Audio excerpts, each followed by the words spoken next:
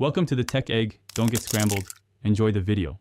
In this video, I will show you how to make a quick smoothie. Let's start by gathering our ingredients.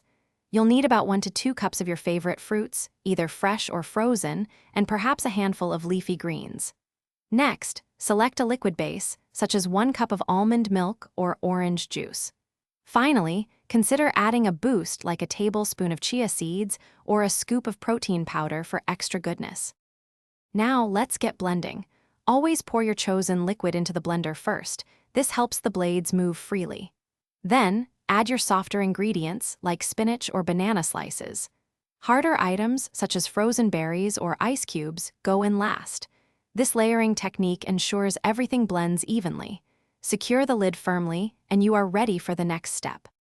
Achieving the perfect consistency is key to a great smoothie.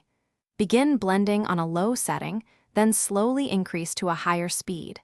Continue blending for about 30 to 60 seconds, or until there are no visible chunks.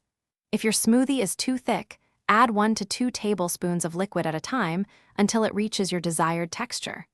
Avoid overblending to maintain nutrient integrity. Your delicious, quick smoothie is now ready to enjoy. Carefully pour it into your favorite glass. For an extra touch, you can garnish it with a few fresh berries or a sprinkle of granola.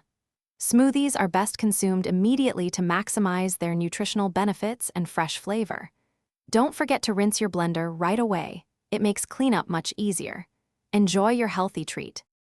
Thanks for watching. Consider subscribing if I helped unscramble your problems.